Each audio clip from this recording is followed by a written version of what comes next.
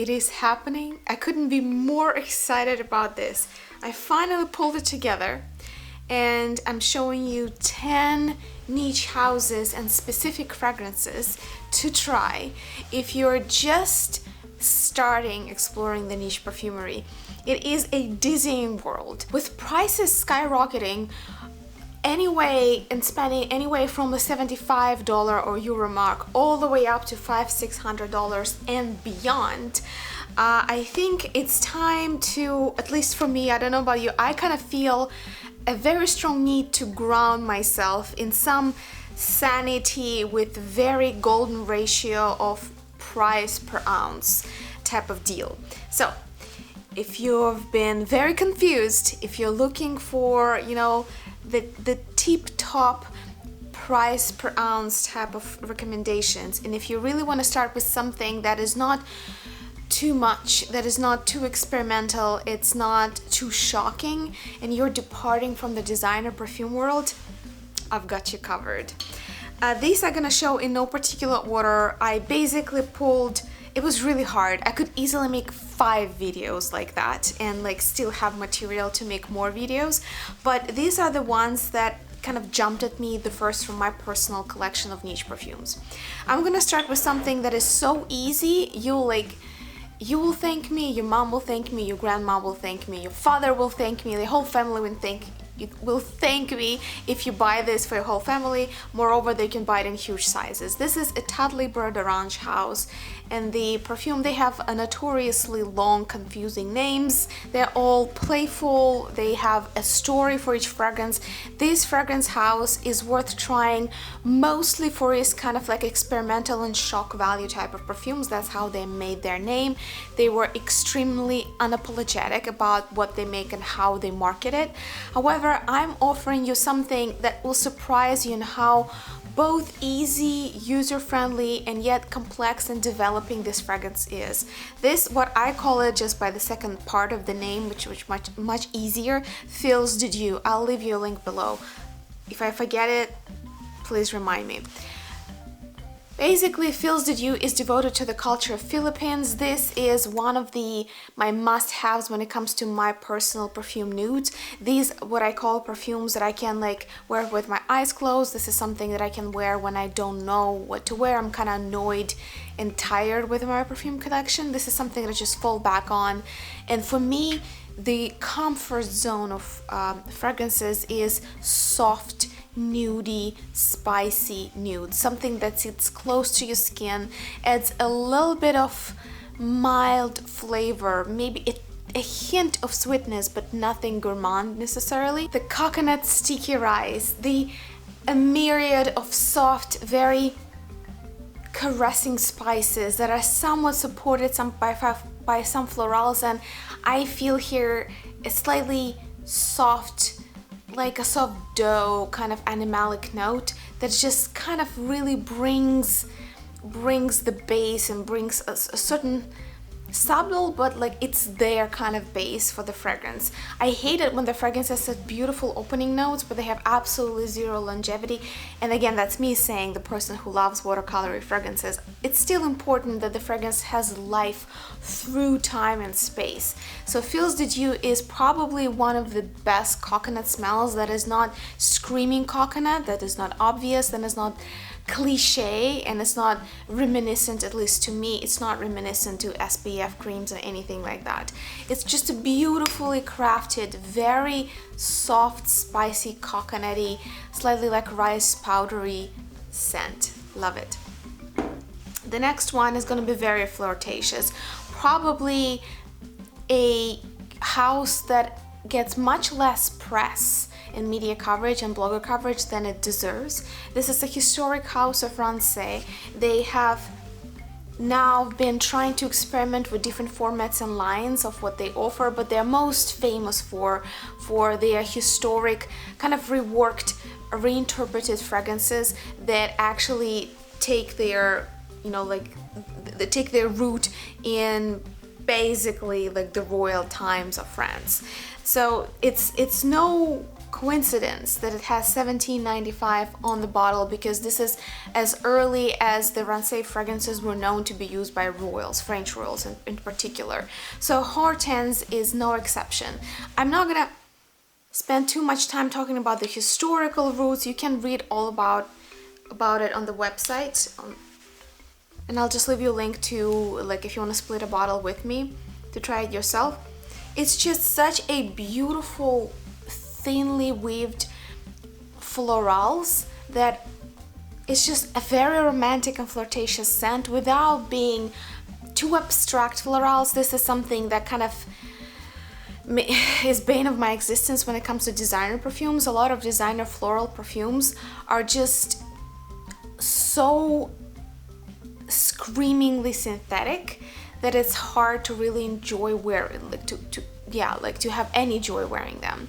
So if you really want to know what is a beautiful, complex, easy to wear, but unapologetically kind of highbrow, intelligent floral is, try Hortense by Rancé. It has pepper, it has cardamom, it has incense, it has cinnamon, but at the same time, it has rose, it has, let's see what it is.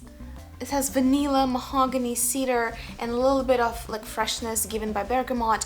But you see, like, when with these days, the soliflors and soli notes, so to speak, you know, something that is, the whole scent is like, it is wrapped around a very clear particular concept. If it's bergamot, it's gonna like drill into your nose type of bergamot. If it's cardamom, it's gonna be the cardamomiest cardamom you've ever smelled. So this actually forces us to take a step back and think about a perfume as a composition. Everything here comes together. Nothing jumps at you. It's not a fragrance about cardamom. It's not a fragrance about incense. It's about neither of those notes. It's Hortense. It's a particular blend, a bouquet that is so charming, so well balanced. It's just, if you like romantic florals and you wanna kind of get a version that steps up a notch, the quality and kind of the cerebral complexity of the scent, this is what I would suggest you to try. When it comes to the niche brands that everyone has to try, just to have an opinion, have your own personal opinion on what it is, because this brand made niche what it is. And this is Serge Lutens. I spent so much time picking up one fragrance that I could recommend for anybody to try, especially people who've never really dove into niche perfumes, that I was obsessing about it. So, Dame Blonde. The most beautiful, elegant, soft, feathery soft suede type of fragrance. It's basically, the name suggests that it's kind of white, thin leather. But to me, it's one of the most elegant, soft suede, kind of somewhat floral fragrances on the market. It's basically the paragon of what suede fragrances should be like. If you don't like harsh, kind of more like a Russian leather style of fragrances that have a lot of tar, have a lot of kind of birch and resin, and you want something that just makes you think of exquisitely crafted little, I don't know, leather pouch or something like that, you know, or maybe leather gloves from the thinnest, softest leather that you can imagine, or like a suede, Dame Blonde.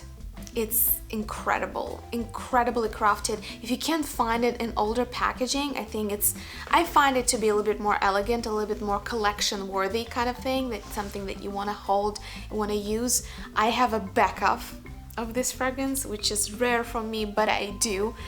An absolute must-have, especially if you're into soft, suede, leathery fragrances. A lot of Serge Lutens fragrances are very conceptual and might be, I would say, they require you to study them, In a way, to me, they're like wands from the Harry Potter world, where wand chooses the wizard and not the other way around. So Serge Lutens fragrances usually choose you. Dame Blonde, I think, I dare say, is a rare exception, because I don't know a single person who would find it revolting or find it cliche or who find it unpleasant. It's just so elegant. It's such a beautifully executed concept of white, soft leather or suede. Coming back to kind of more like fruity floral kind of category. Comme des Garçons, the house that is infamous for its also very unapologetically synthetic but yet heavily conceptual fragrances. I think some of the DNA that what they're most known for is kind of urban minimalism. So sometimes taken quite literally as smells of concrete, smells of just pollution, dust, smells of paint, smells of ink. But they're always more than that, obviously. They are very innovative in the way that they construct their contemporary minimalistic fragrances, but they also do have a few that are just incredibly elegant, and it almost, like, I was in disbelief when I discovered that this was Comme des Garçons. This is Comme des Garçons Grace, made in collaboration with Grace Goddington, a cult Vogue editor who is known for her bushy red hair and her love for cats. This fragrance, as you can see, is dedicated to cat lovers.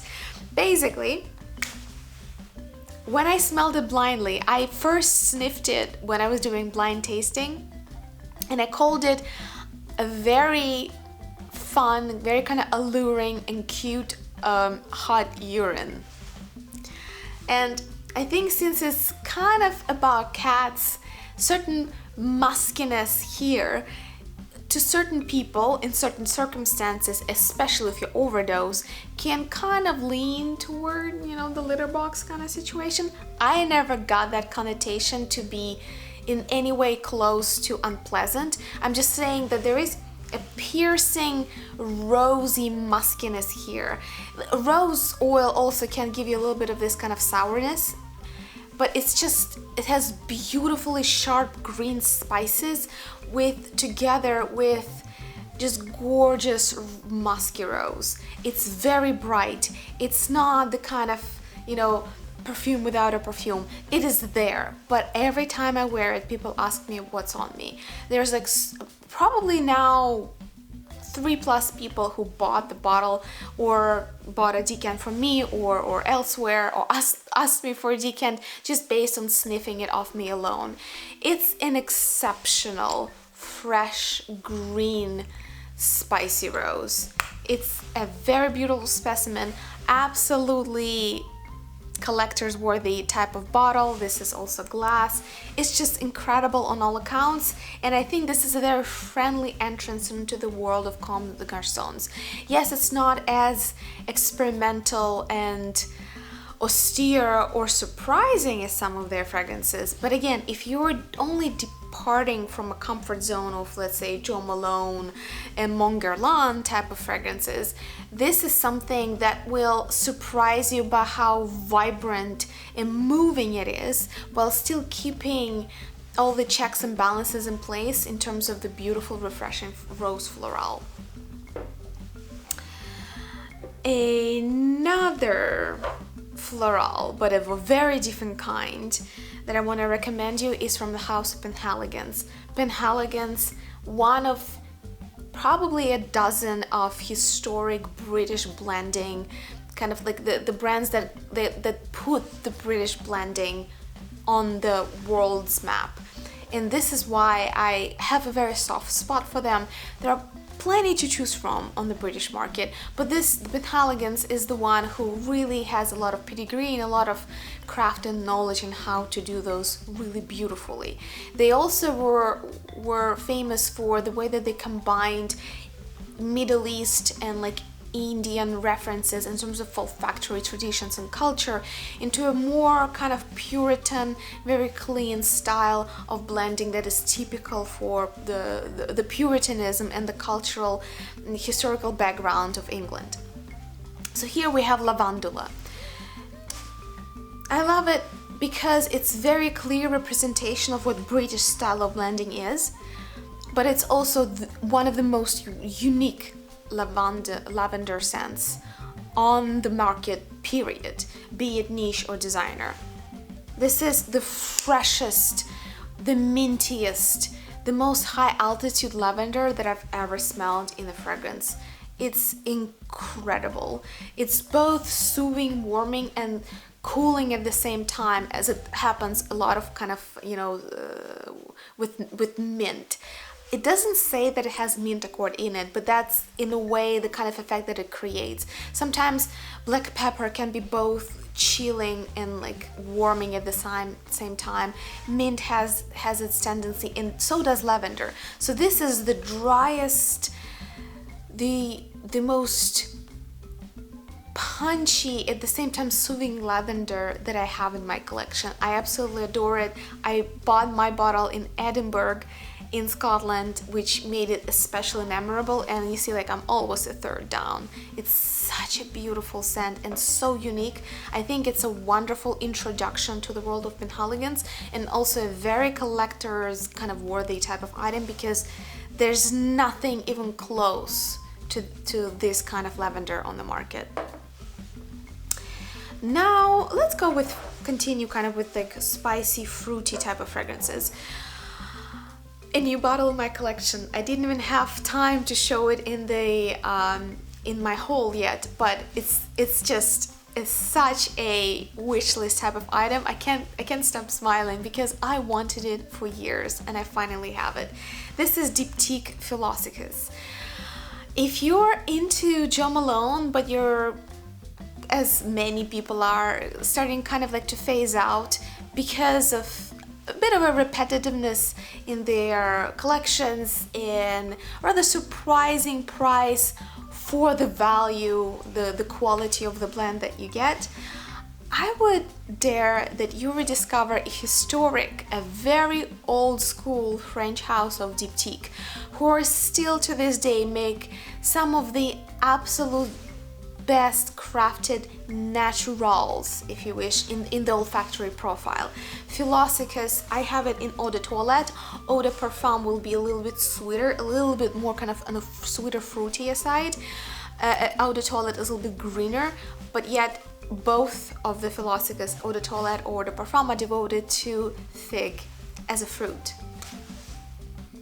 I didn't know I liked fig-like fragrances before I tried this, and ever since then I think I tried, I would say, over 5 niche fragrances that claim to be all about fig and are often compared with Philosophes. Not even close. This is just it. Like, I don't know why I kept trying to find something similar, why I should have just went for the original. One of the best sellers by Diptyque, one of the most delightful, romantic, refreshing, clean, at the same time very believable, juicy, green, refreshing fig fragrances. This is just mouth-wateringly beautiful. If you haven't looked toward the Diptyque house, first of all, look how unique the bottle design is. There's nothing generic about Diptyque, and never was, never will be. I hope so. The packaging is amazing. If you've never before looked toward the house of Diptyque, I highly recommend. You will forget all the other house names who kind of pride themselves on fruity florals, because this is just, it takes it to another level. The bottle design is super unique, very stylish, very high quality. The brand value itself, it's a historic, it's a very kind of royal in many ways brand that they accumulated centuries of craft and of knowledge of how to make perfumes into masterpieces.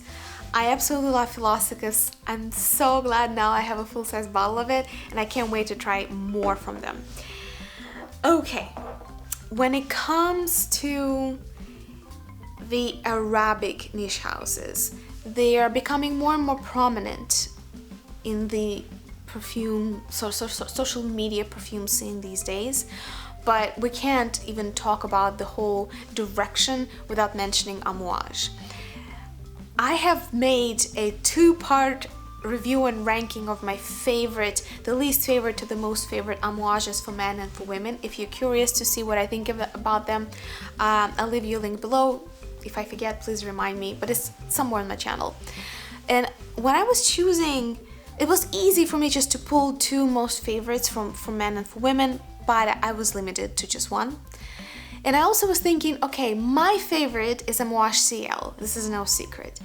But if I was to give sort of a general advice, kind of put it out there as my 20 cents, I think CL is perfectly suited for people who already have a little bit of an adventurous type of nose, because that perfume is watery, almost swampy type of floral. And I'm afraid that might kind of deter some of the people who are not as adventurous with their scents. When it comes to an Amouage for women, that would be just easy to wear, yet it would give you a taste for the Arabic style of blending that is super rich, enveloping, bright, long-lasting. It's just over-the-top, opulent type of style of olfactory design. I would recommend Sunshine. I only have it in the decant, and believe me, this will go me a long way. The Arabic style of blending, which Amouage beautifully represents on the market, is one spray, you got it. Two sprays, you got it, and all the people in the room got it, and all the people in the building got it. Three sprays, you'll be alone there, most likely. You'll enjoy yourself. I don't know if anybody will be able to breathe. They're just very, very powerful. Sunshine is probably, it still like maintains the same kind of opulent quality, but it's a little bit more friendly. It's not as heavy on spices and cognacs and incense and myrrh and all of the kind of smothering ingredients. It gives a more it's sort of sunnier, shinier, apricot, vanilla, ambery type of kind of jammy accord. It's very optimistic. It's bright and vibrant, but as I said, it's not too heavy. I think it's a beautiful entry point to kind of like dab your feet into the ocean of Arabic blending and kind of like see what the highbrow type of Arabic blending is all about. There are a lot of way more budget friendly Arabic fragrances, but those are usually dupes to something that's already out there from like a more expensive brand. And I'm not sure how much you can really learn about authenticity of Arabic blending when you're constantly sampling dupes. I think Amouage is the brand to try if you want to see certain authentic, unique, thoughtful, very intentional compositions that are unapologetically Middle Eastern in their heart. But as it's known by many people, Amouage does work with a lot of European perfumers to create its compositions. So there's always a little bit of the kind of fusion there, the refined and polished nature of English, French, and the different French perfumery. The classic perfume is a little bit more animalic. British probably is the most polished and a little bit most refined. But at the same time, to add the bite, the zest, the opulence, the richness, the brightness, the over-the-top goldness that Middle East is famous for. So Sunshine by Amouage, I think, is the perfume to try if you kind of want to nibble at that. One of my top 5 perfume houses, and something that I think is a must try if you love intellectual, dry, herbaceous, maybe a little bit fougere or shipper type of fragrances, but you're tired of in-your-face shippers such as Knowing by Estee Lauder, like old school 70s and 80s shippers, and you want something a little bit more contemporary, a little bit more cerebral, a little bit more, I don't want to say understated because there's nothing simple about this. This is Histoire de Parfums 1899, devoted to Hemingway. What I really like is, again, the design is super conceptual and fun. It gets addictive. I just want to collect all of these little books on my shelf. And I think the 1899 is one of the best perfumes by Histoire de Parfums to introduce yourself to the way that they blend perfumes. They now kind of diversified their portfolio, and they have very different compositions, but what they started from and what made them their name is their years line. I think it's called also Portraits, is where each fragrance has a year. It's a year of either birth, of some memorable event in the life of a famous person or work of art. So 1899 is devoted to Hemingway. They also put their notes on the bottles, which I find to be very useful. So this is both kind of like dry and herbaceous. This is how I would describe the DNA of these fragrances. A lot of them have similar kind of feel to them, the dry herbs, like herbariums type of feel, but at the same time the softly milled spices that are like, if here it's almost a puree, like it's a smoothie of spices, here I would say it's more grainy. You can kind of pick apart. It has a little bit more sharper angles, but they're so cool and interesting. It's almost, they're angles that the perfume turns yourself with different facets toward you as you wear it. It opens up with black pepper, bergamot. It has fleur d'orange, iris, cannelle. I'm not sure how it translates, cannelle. And the base of it is vanilla, vetiver, and amber. This is such a soft and sophisticated, spicy floral. This is something that I just want to bathe in every time I put it on. It's such a comfort zone. You just feel comfortable, focused, and smart. Maybe it's just me, but if you are into contemporary intellectual French blending, Histoire de Parfums 1899. And again, I chose all the perfumes that I find to be super easy to wear. They all are, I would still say, 10 times more interesting than any given designer perfume on the market. I mean, there are notable exceptions there as well, but just on average, like if you go to any department store, any of these will still give you an interesting edge. That's why I call them kind of gateways into the niche perfumery and into the way that these houses think of olfactory design, but yet they're so easy to, at least like I cannot imagine anyone being shocked or really uncomfortable with these perfumes. And the one that is gonna close this festival of 10 best niche perfumes to try, like for the beginners, is gonna be Royal Rose Oud by Micallef. I could have easily given you 5 because Micallef makes incredibly soft and skin-friendly fragrances. It's kind of hard to go wrong, at least with their classics.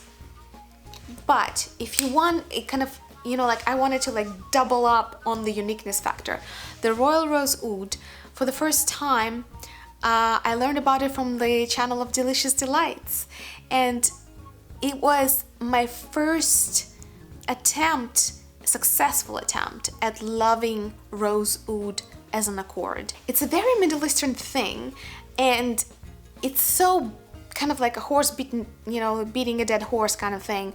But the way that the Micallef did it is the only way that it made sense to me, and then I started exploring departing from this.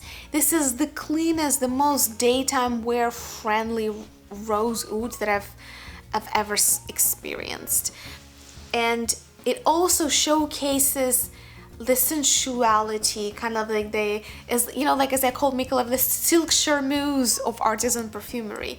The way that they approach their bases, you know, like when the perfume already has been on the skin for 4 hours, the Mikolev fragrances, their Royal Musca, their Pure Extreme, the Royal Rose Oud, they just become second skin. They give you such a luscious, kind of taken care of feeling. Incredible and extremely user-friendly. They're not as talked about, in my opinion, compared to some other niche houses, even though I find them to be one of the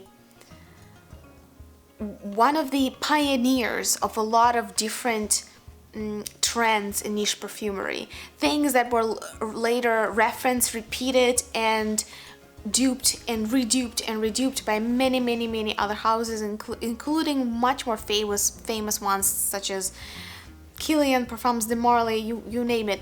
There are a lot of way more well-known houses that at best repeated the success or interpreted the success that Mikolev had with their regional kind of classic creations. Royal Rose Oud, in my book, if you could never understand oud and rose oud as this classic Middle Eastern accord, this is the gateway fragrance that will allow you to see it with fresh eyes and fall in love with it.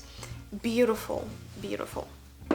Okay, so these are the 10 niche fragrances that I got for you if you're just looking forward to trying different niche fragrances. If you feel like you maybe missed something along the way, you know, sometimes it's so easy to be driven by various sales that are happening sporadically in different places rather than actually have an olfactory education, so to speak. I don't mean to be too academic about it, I have no intention.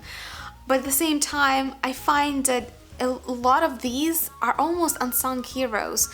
They are really well known in some circles, and yet in wider circles, in circles of people who already kind of been trying various niche houses, yet never heard neither of these houses nor of these particular fragrances that I find to be indispensable in my collection, and I find to be also beautiful kind of gift ideas if you're trying to please someone who has a more kind of sophisticated taste when it comes to perfumery, or somebody who is looking forward to trying niche perfumery, because these are just, you can't go wrong with this. In my book, they're super universal, unisex, and just incredibly delightful to wear, yet bringing the whole notion of a scent on just a different level. Yep, that's it. Thank you so much for watching. Please give me a like, subscribe if you haven't had a chance yet, and let me know which top 10 fragrances, niche fragrances, that you think are a must try. Like if you're giving a workshop on perfumes and you were giving your friend an advice and they ask you like, okay, I need to start somewhere, just give me 10. Give me 10 that are friendly to a person who is not super duper, you know, experienced, something that has a high chance of being liked by not a connoisseur, but something that also allows you to experience the beauty of niche perfumery. What would you suggest? What do you think has to be in that Hall of Fame? I'll be waiting for your comments. Thank you so much for watching, and I'll see you in the next video.